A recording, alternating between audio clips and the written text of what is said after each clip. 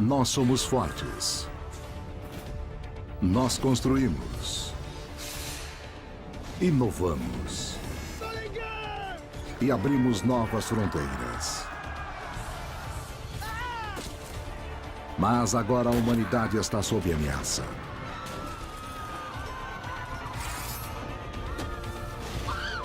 Forças do caos foram liberadas.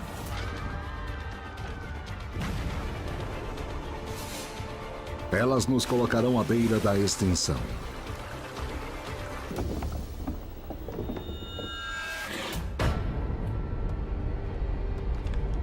Em meio ao caos de um planeta implacável, muitas espécies vão se extinguir, mas para uma, todas as peças vão se encaixar.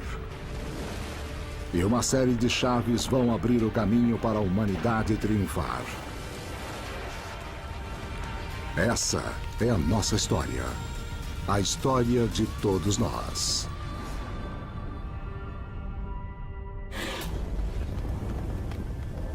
Norte da China, 1215 d.C.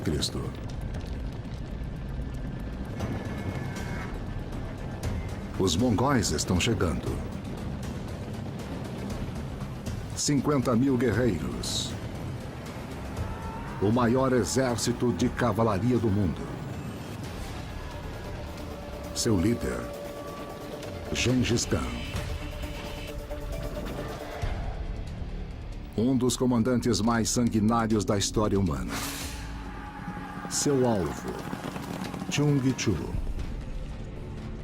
Hoje Pequim, a capital da China. As cidades são importantes na história da humanidade. São centros de poder, aprendizado e riqueza. Eles precisam se proteger. Chungchu tem 30 quilômetros de muralhas com 12 metros de altura. Mesmo assim, está vulnerável ao ataque.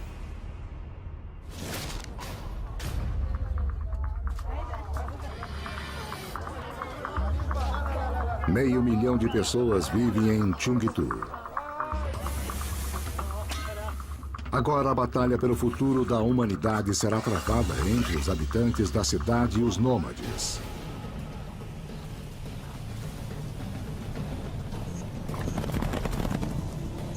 Gengis Khan, filho de um chefe tribal. Seu pai foi morto. Ele foi mandado para o exílio.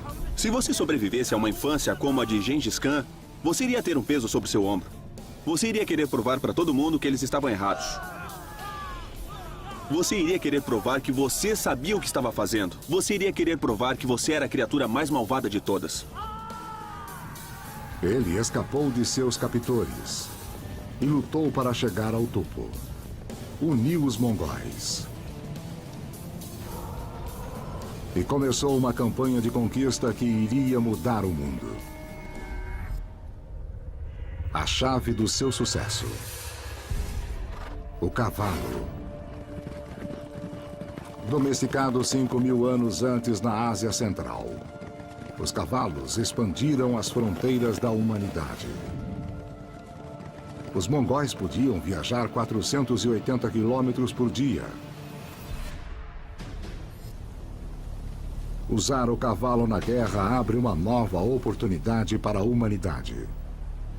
Se voltarmos à luta dos mongóis contra os chineses, o que vemos é a primeira viagem pontual na história, que sem dúvida irá nos levar ao tanque.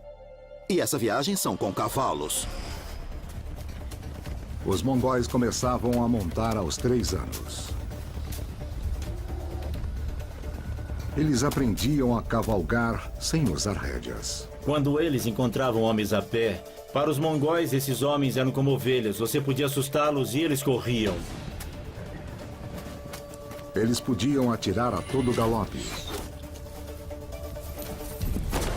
Foi a primeira versão da Guerra Relâmpago. Eles eram capazes de entrar em um lugar, de causar danos, e então desaparecer antes que alguém soubesse o que os atingiu. O Império Mongol e as duas guerras mundiais claramente marcaram uma tendência na história da humanidade, a violência. Nenhum exército tinha viajado tão longe e tão rápido até a Segunda Guerra Mundial.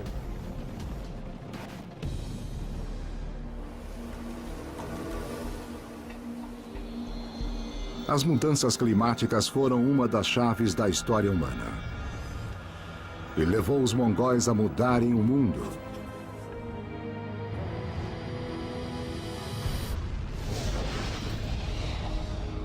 A 150 milhões de quilômetros da Terra.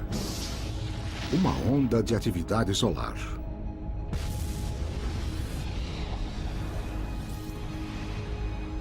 Explosões radioativas atingem o planeta. É o começo de 3 séculos de aquecimento global. A mudança climática é um dos grandes problemas ambientais, mas é um entre muitos, porém é mais perceptível para todos nós. Na Mongólia, a seca transforma pastos em deserto. Para sobreviver, os mongóis vão para o sul em direção à China, o maior poder da Ásia, lar das maiores cidades do mundo. A China é o grande prêmio. Se você puder conquistar a China, você vai conquistar uma terra de suprimentos infinitos. Grãos, seda, chá. A China é o prêmio mais rico que os mongóis poderiam obter. A China é, ao mesmo tempo e em tempos diferentes, várias coisas. Ao falarmos da China, ela não é mais o que a gente achava. Ao se aproximar de Cheongju, Gengis Khan dá um ultimato.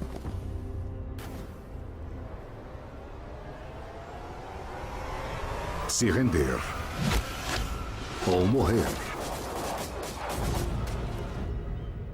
A crueldade mongol é legendária. Prisioneiros são decapitados. São feitas torres de crânios humanos. Crianças são massacradas. Eu imagino alguém olhando da cidade, olhando sobre a muralha, aquela multidão enorme de mongóis vindo na sua direção. Eu acho que imediatamente você se perguntaria: por que eu ainda estou nessa cidade? Eu preciso ir embora ou eu vou morrer?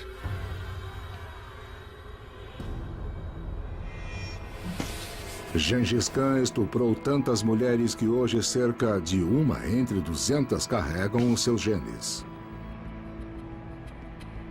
A maior felicidade é ter em seu peito as mulheres e filhas dos seus inimigos. Foi dito que 60 mil mulheres preferiram se suicidar a serem estupradas pelos mongóis.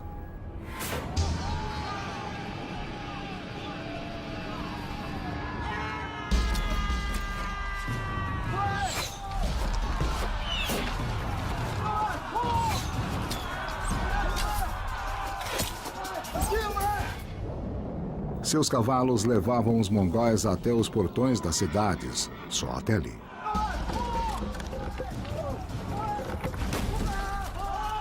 Para tomar a cidade, eles usaram engenheiros chineses. Eles os forçaram a construírem arias. Prisioneiros de guerra atacando sua própria cidade. Para se defender, os soldados de Cheongju precisavam matar seu próprio povo.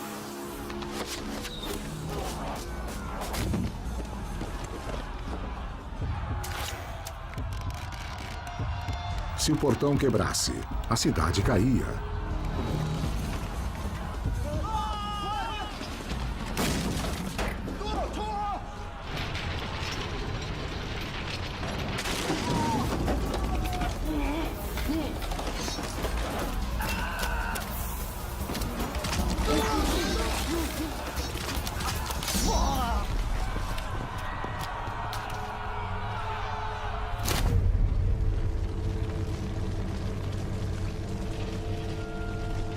Os mongóis invadem Cheongju e massacram mais de 100 mil pessoas. Daí ateiam fogo à cidade. Os mongóis eram uma força militar inacreditável. Se eles tinham um alvo que queriam tomar, nada ficava em seu caminho. Uma testemunha ocular relata: A terra estava cheia de gordura humana. em sua época, dizem que Gengis Khan foi responsável pela morte de 40 milhões de pessoas, tanto quanto Adolf Hitler. Em 25 anos, ele conquistou mais terras do que Roma em 400 anos. 16 milhões de quilômetros quadrados. Até agora, o maior império da história humana. O segredo do seu sucesso: comunicação.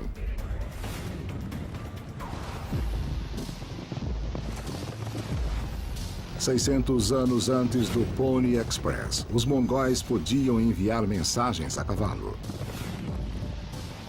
através de uma área 2 vezes maior que os Estados Unidos.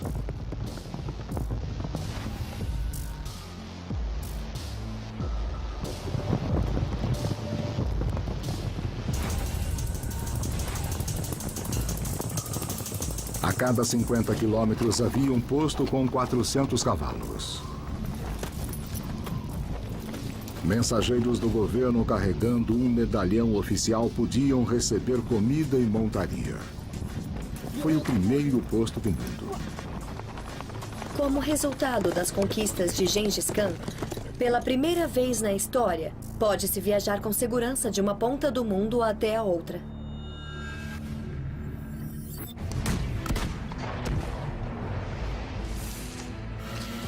Papel, escrita e pólvora vão do Oriente para o Ocidente.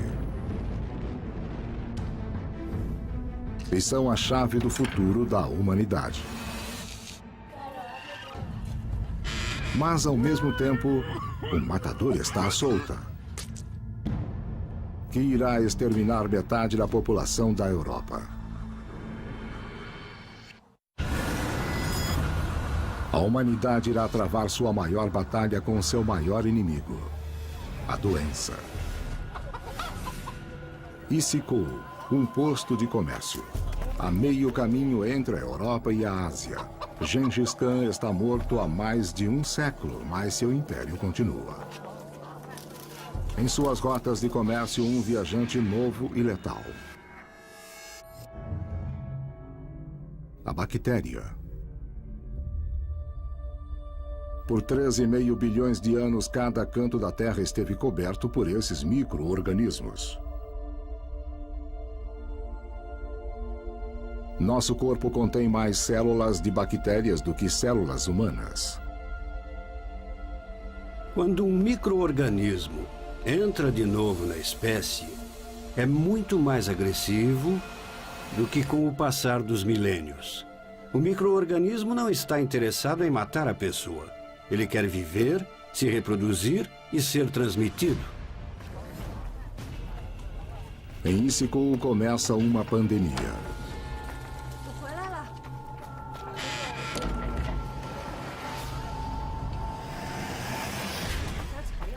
Uma das primeiras vítimas registradas é Kutluk.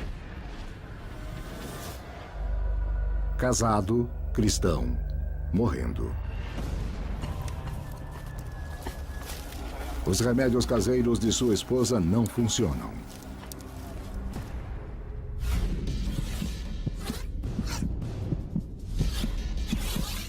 A bactéria corre pela corrente circulatória de Kutluk.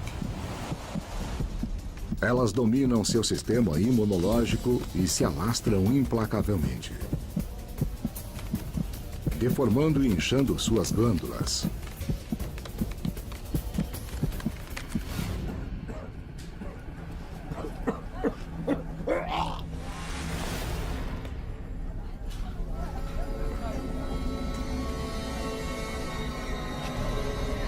A pele tem feridas cheias de pus.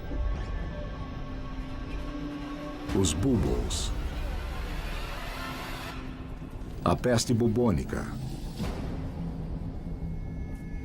que passa de um para outro por um transportador quase invisível. A pulga.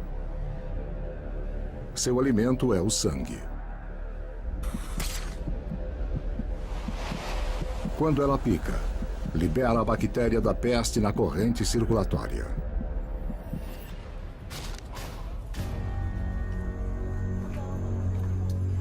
A esposa de Cthulhu não sabe disso. Mas ela também foi picada. Em alguns dias, os dois estarão mortos. Em 1337, 4 pessoas morreram em Issyk-Kul. 2 anos depois, eram 100 mortos. Mas isso era só o começo. Uma vez que se espalharam, a infecção não parava. A melhoria nos transportes tornava a doença quase impossível de controlar. As pulgas que carregavam a peste tinham carona de um de seus companheiros mais próximos, o rato negro.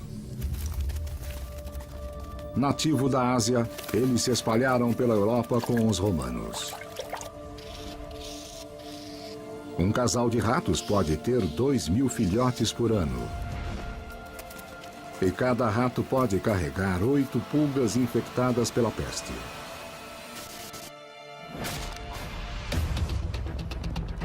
Os ratos negros infestaram a carga que era levada pelas rotas comerciais dos mongóis. De Issyk-Kul, a peste se alastrou ao leste da China e foi para o ocidente, em direção à Europa.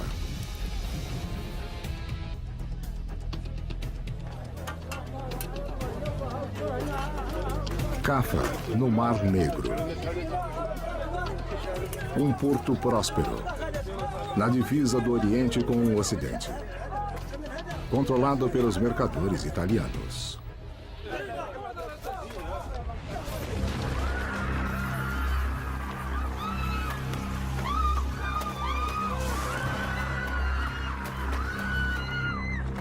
Um homem é tido como responsável por levar a peste para a Europa.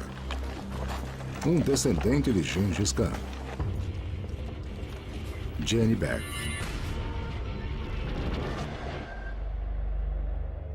Ele assassinou o próprio irmão para ter o poder. Agora ele quer expandir o Império Mongol ao oeste. Cafa está em seu caminho. Mas ele tem uma arma nova terrível. A peste mata seus soldados mais rápido do que podem ser substituídos. Mas isso dá uma ideia a Jenny Beck.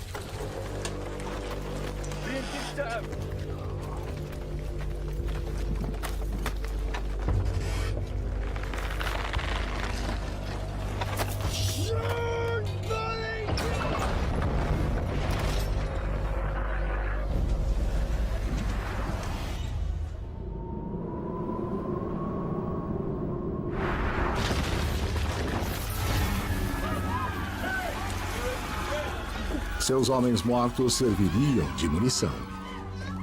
Sitiam a cidade de Cafa, então seus invasores, que são os mongóis, começam a adoecer. E ao invés de se retirarem, eles atiram os cadáveres na cidade. E as pessoas da cidade começam a ficar doentes.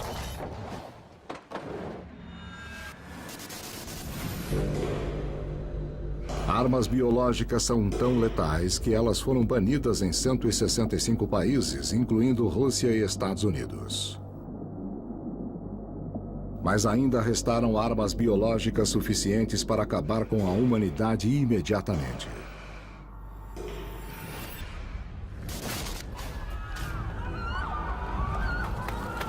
Ninguém tinha usado armas biológicas como Jenny Beck.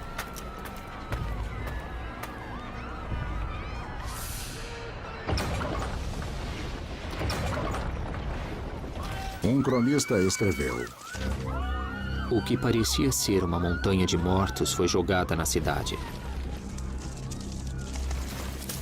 Os corpos apodrecendo infectavam o ar. O mau cheiro era insuportável.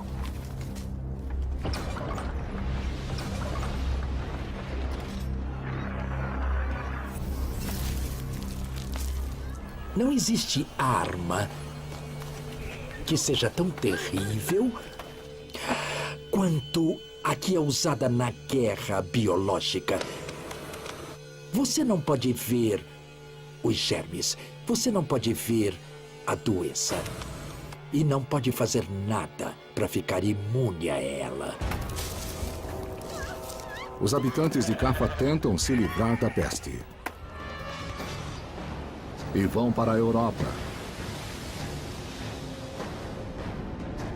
Eles não fazem ideia de que estão levando a doença com eles. A peste em direção do continente com a maior densidade populacional do mundo. Siena, Itália. 1348. Uma família se tranca em casa, esperando deixar a doença lá fora. O pai escreve um relato, um dos poucos registros encontrados. Quando começa a invasão da Europa. Foi uma coisa cruel e horrível. Eu não sei como começar a contar sobre seu caminho brutal e sem piedade.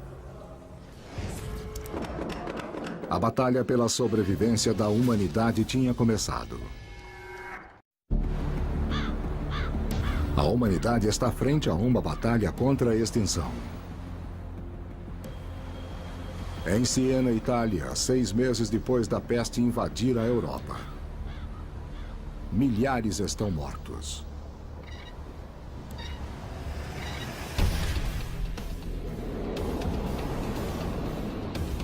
Agnolo de Tura. Um homem de negócios local, o cronista da cidade.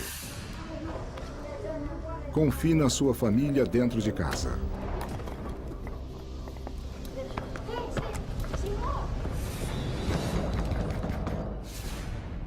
Para que o assassino lá de fora não entre.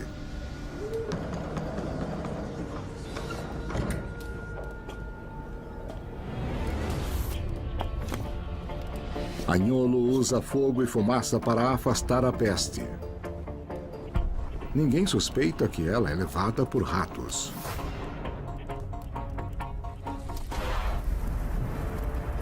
A peste leva 10 anos para atravessar a Ásia, movendo-se lentamente de cidade em cidade.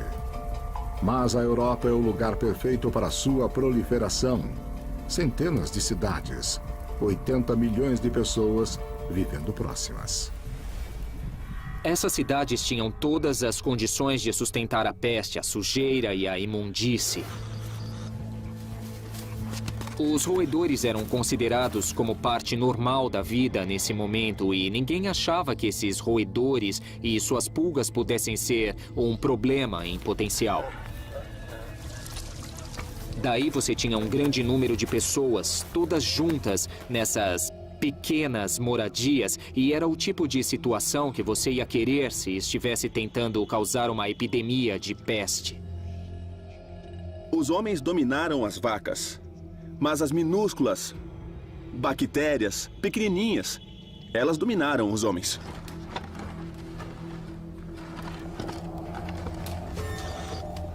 A peste entrou no lar de Agnolo. Infectou sua esposa, Nicoluccia. Se você nunca viu a peste bubônica, é muito grotesco. Forma-se uma grande pústula roxa. Cria um trauma psicológico, um estrago, um medo incrível. Agnolo tenta qualquer coisa, tudo o que podia. Vomite regularmente aos primeiros sinais de doença. Beba um copo de sua urina 2 vezes por dia. Agora, eu gostaria de falar sobre o valor que o pânico pode ter na sociedade. Aplique um unguento no bulbo feito de mel, ovo e óleo de escorpião para retirar o veneno. Aplique morcegos. Finalmente, o doutor em peste. Seu capuz cheio de ervas para proteção. Seu tratamento: drenar a doença para fora da vítima.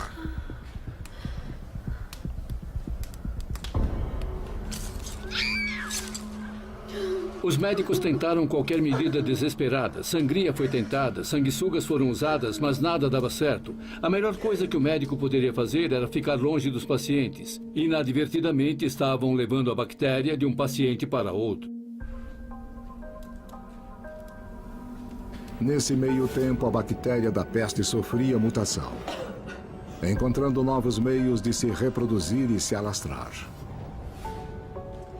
Elas não precisavam mais serem carregadas pelas pulgas.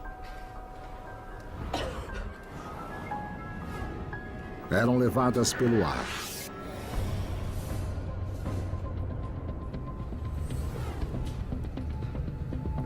A peste levada pelo ar é diferente porque agora ela pode ser transmitida de um ser humano para outro. Calcula-se que a peste bubônica deve ter matado cerca de 100 milhões de pessoas. Imagine o que eram 100 milhões de pessoas.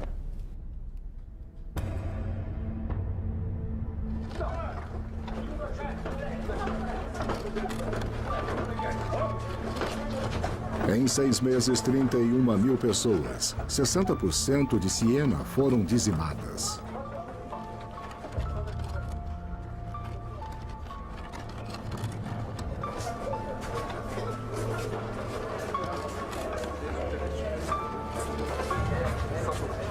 Eu, Agnolo de Tura, enterrei meus filhos com minhas próprias mãos.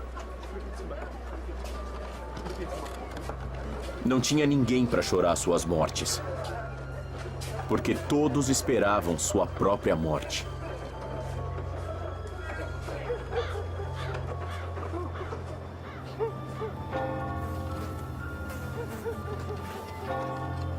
Tantos morreram que se acreditava que seria o fim do mundo.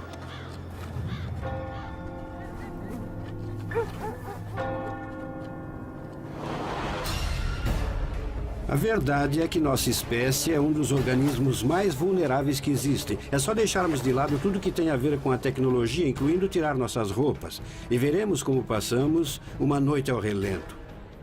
Mesmo aqui na cidade do México, por exemplo. Ao fim dessa noite vamos nos sentir muito mal, e ao final de uma semana, muitas pessoas provavelmente ficarão doentes e vão morrer.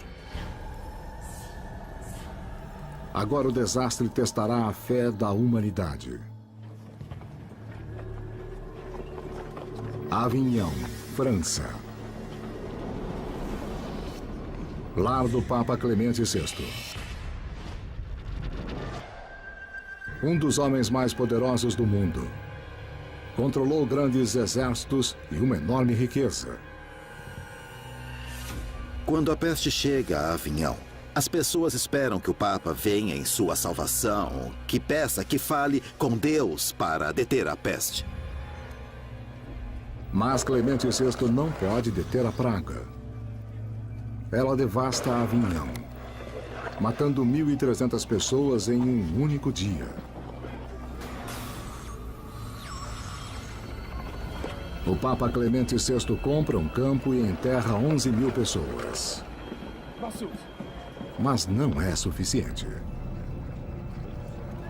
Ele tenta uma solução radical. Ele consagra o rio Ródano como um cemitério flutuante.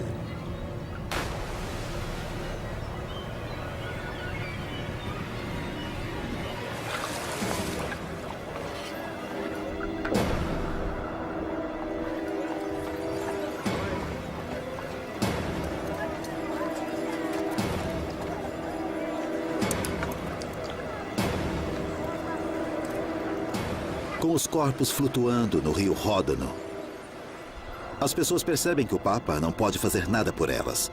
Ou Deus não está ouvindo, ou pior. O medo e a perda se transformam em raiva. O povo quer culpar alguém. Em toda a Europa, a caçada começou. Querem um bode expiatório. 1349. A peste devasta a Europa. A humanidade está fraca e irracional. Está buscando alguém a quem culpar.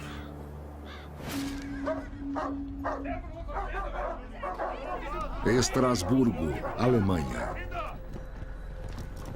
A peste ainda não chegou aqui. Ainda.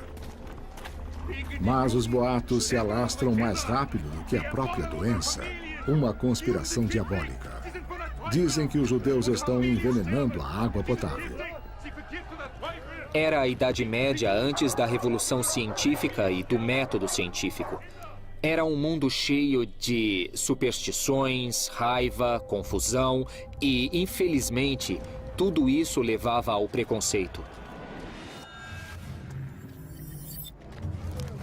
Desde o século VI a.C., quando sua terra natal foi conquistada, o povo judeu criou várias comunidades por todo o planeta.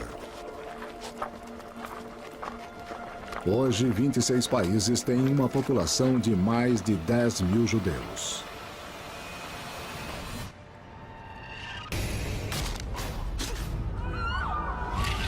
Quando o medo atinge a humanidade, as minorias tornam-se alvo.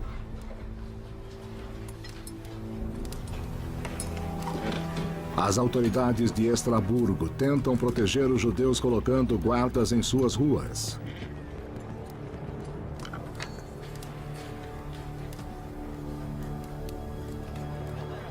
Mas o isolamento leva ao desprezo.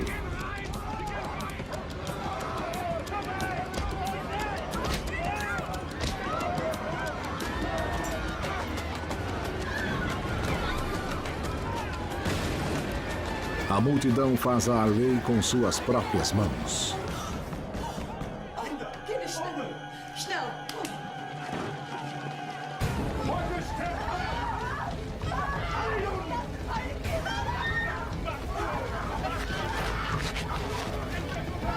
14 de fevereiro, o dia do massacre de São Valentim.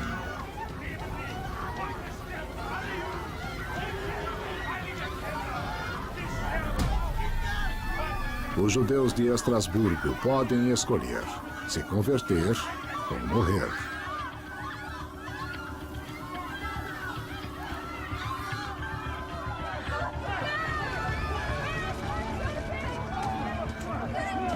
Mil judeus são enterrados vivos.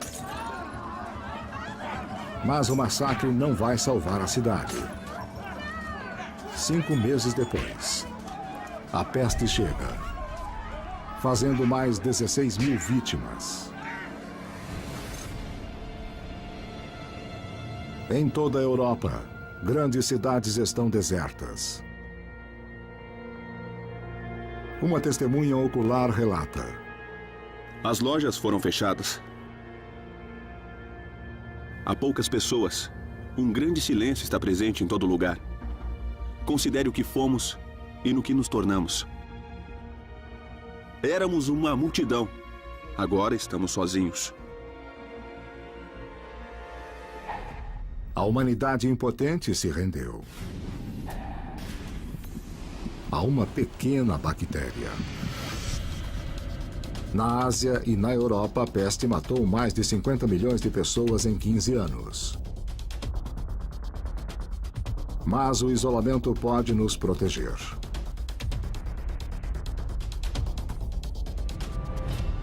O Oceano Atlântico impediu que a peste chegasse às Américas.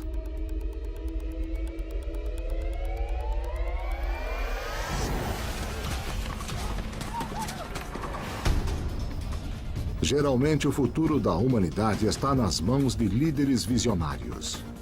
200 anos depois de Gengis Khan, aparece um jovem guerreiro inca, Pachacuti. Pacha, terra. Kutek dar a volta, transformar-se. Corajoso, dinâmico, inspirado.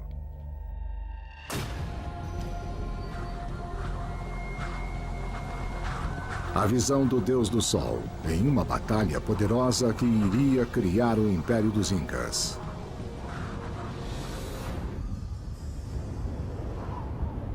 As Américas são o lar de 90 bilhões de pessoas, vivendo em total isolamento do resto da humanidade.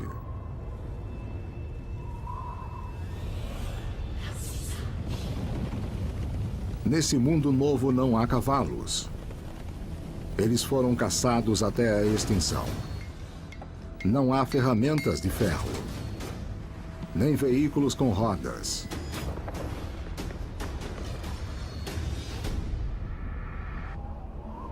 Mas o segredo da vida nos Andes está na agricultura em alta altitude. Era um povo, uma sociedade montanhesa. Se quisessem ter terra disponível para cultivar, tinham que construir plataformas nas montanhas inclinadas. E quando você viaja pelos Andes hoje, você vê os restos dessas plataformas. Milhares de metros acima do nível do mar.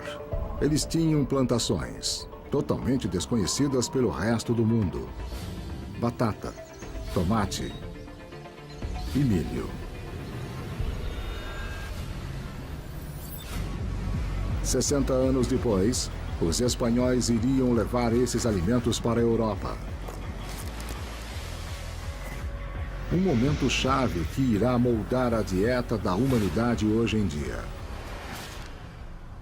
Mas a riqueza de suas terras tornaram os Incas um alvo. Eles tinham seu território e precisavam defendê-lo. Pachacuti tinha que lutar contra o inimigo feroz.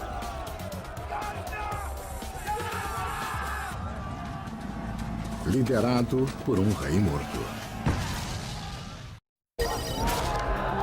A história da humanidade é moldada por homens predestinados.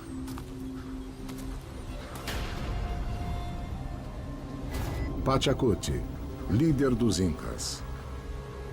Seu inimigo, os Chancas. Guerreiros com sede de sangue, eles usavam os ossos de seus inimigos como troféus. Seu objetivo, esmagar Pachacuti. E subjugar a capital Inca, Cusco. Cusco Vica estava liderando os Chancas na batalha.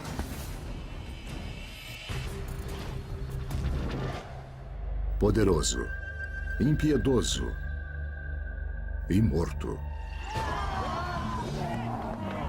Em vida, ele iniciou o reinado Chanca de terror.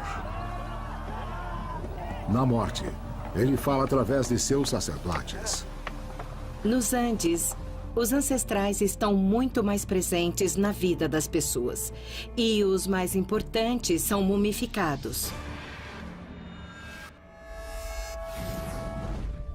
Muito antes dos egípcios, o povo da América do Sul preservava seus mortos.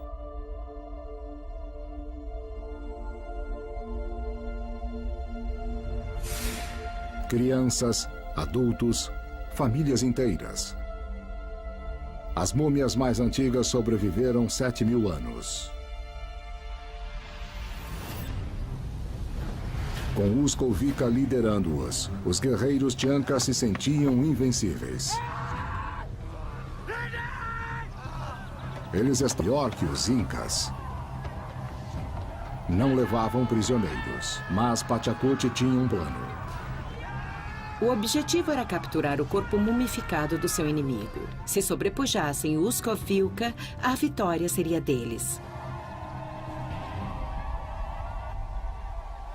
Ele acredita em algo mais poderoso do que Cusco Vica.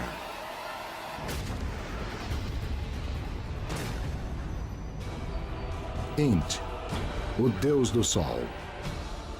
O deus mais importante da mitologia inca.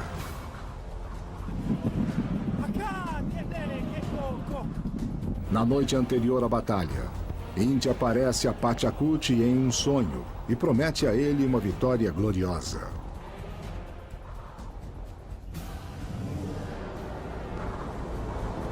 O pai de Pachacute foi embora. Seu irmão foi embora. Ele escolheu ficar e liderar os Incas na batalha. Você está prestes a provar a seus homens, servindo de exemplo, dizendo: querem saber? Eu posso morrer hoje. Mas tudo bem, porque eu nasci para fazer isso. Eu garanto que um verdadeiro líder que entrou em combate se sentiu desse jeito.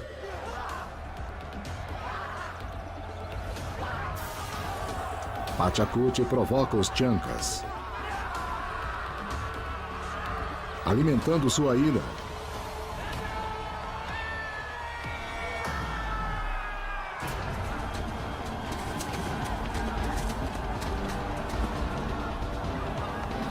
Ele segura seus homens.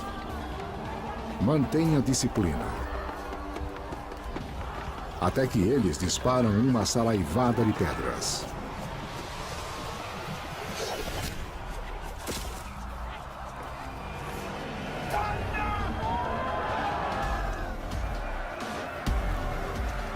Pachacute se movimenta. Quando os Chancas estavam sitiando Cusco, grande parte dos líderes havia fugido. Pachacute assume o papel de defender a cidade. A lenda inca lembra sua coragem. O jovem príncipe se atirou sobre o inimigo. Ele era tão ágil e tão rápido que aterrorizou a escolta. Como precisavam multiplicar seu exército e não tinham como fazê-lo, eles juntaram umas pedras e as disfarçaram de guerreiros.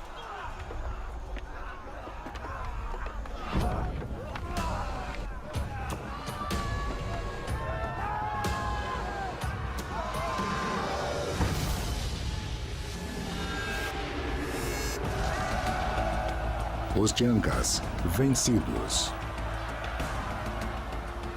Pachacute irá criar o maior império jamais visto nas Américas. Embora fossem sociedades militares expansionistas, o sistema armado é diferente de uma ordem imperial. E vou chamar com o nome que eles lhe davam, Tawantinsuyo, que quer dizer os 4 lados do mundo. Nos dias modernos, Chile, Bolívia e Peru se uniram sob a norma inca. E uniram seu território. Uma rede de trilhas que se estende por 40 mil quilômetros sobre um dos terrenos mais acidentados da Terra.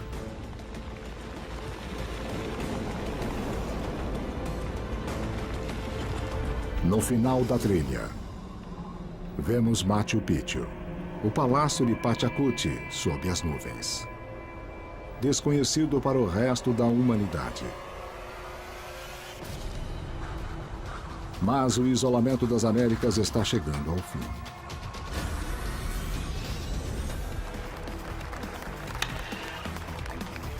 Na Europa, os sobreviventes da peste vão reconstruir tudo, iniciando uma nova era de conquistas e exploração. Que irá levá-los a descobrir o novo mundo.